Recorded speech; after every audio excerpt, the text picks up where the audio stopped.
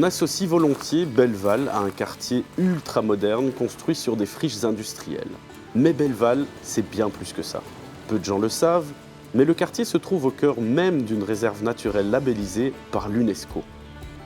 Construit autour de son héritage industriel, Belleval est un projet de revitalisation qui applique les principes de développement durable. Dès l'origine, la mission d'Agora correspondait aux défis de notre époque, concilier impératifs économiques et écologiques, faire éclore un lieu culturellement et socialement vivant et mettre l'humain et la mixité au centre de la réflexion. Il en résulte un lieu de vie au sein duquel densité urbaine et surface publique laissent la part belle aux surfaces vertes. Entre passé industriel et futur décarboné, nous allons rencontrer Gaël Tavernier, général manager du syndicat ProSud et responsable de la Minette UNESCO Biosphère, pour en apprendre plus sur cette réserve et la façon dont Belleval s'y intègre. Bonjour Gaël. Salut Julien. Très heureux de te voir. Merci. Très heureux aussi de parler biodiversité, qui plus est ici dans ce cadre quand même fantastique de Belleval. Est-ce que tu pourrais nous parler un tout petit peu plus de ce label justement, Minette UNESCO Biosphère ? Tout d'abord un peu pour te parler du contexte. Le programme Man & Biosphere de l'UNESCO est un programme intergouvernemental, interdisciplinaire, qui travaille sur les liens entre l'homme et la nature. C'est la promotion pour les territoires d'un développement économique harmonieux et dans le développement durable. Et si j'ai bien compris, nous nous situons précisément dans une de ces réserves. Tout à fait, nous sommes au cœur de la Minette UNESCO Biosphère. Alors ce que je te propose, c'est que nous la découvrions ensemble en marchant. Avec grand plaisir.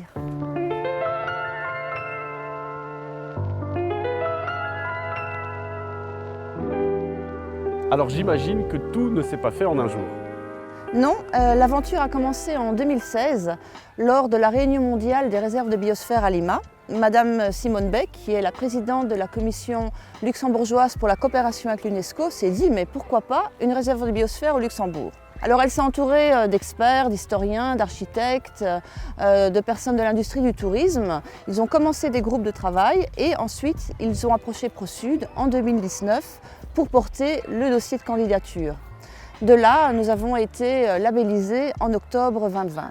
Incroyable quand même, quand on connaît le passé du site. Justement, c'est ça qui a intéressé l'UNESCO, c'est-à-dire que notre région, notre petit territoire de 200 km² est riche déjà en habitants, une population de 180 000 habitants, multiculturelle et en plus avec des paysages à protéger très jeunes. Comme tu le sais, l'industrie s'est arrêtée dans les années 90 et là, les paysages maintenant sont tout jeunes, 40 ans, mais avec une reprise de la nature et des espèces à protéger assez incroyables. Un territoire vraiment à découvrir. Est-ce que ça te dit qu'on continue cette conversation à Belleval ? Allons-y. Eh bien c'est parti.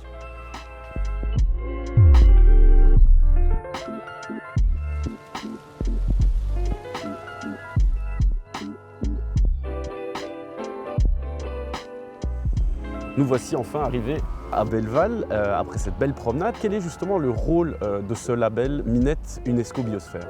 Tout d'abord, il faut préciser que la réserve de biosphère, elle existe grâce à la volonté politique des 11 communes de la région sud et le soutien du ministère de l'Aménagement du Territoire.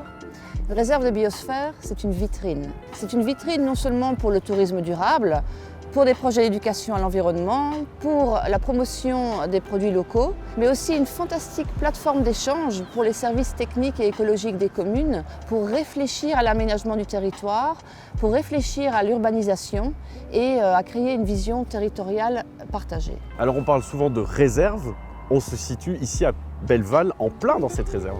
Mais tout à fait, Belleval est en plein dans la réserve et ce côté justement d'urbanisation est extrêmement important parce que dans cette réserve, la population habite juste à côté des réserves naturelles qu'il faut protéger. Donc on est vraiment dans le volet homme et nature. Les résidents, les gens qui vivent ici, ont-ils été aussi interrogés? Est-ce qu'on leur a demandé ce qu'ils pensaient du projet et est-ce qu'ils ont été inclus dans la conception de tout ce concept?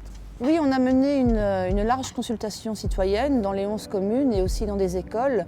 Et il en résulte que les citoyens ils désirent une régénération urbaine de qualité, une ville de qualité. On parle beaucoup de la ville des 15 minutes, où tout est à côté, mais aussi une nature à proximité. Surtout les jeunes, ils ont soulevé le fait d'avoir la nature en ville, mais aussi ils sont préoccupés car ils grandissent dans des chantiers et ils ne voient pas nécessairement quel est l'aboutissement de tous ces travaux. En tout cas, ça force l'admiration.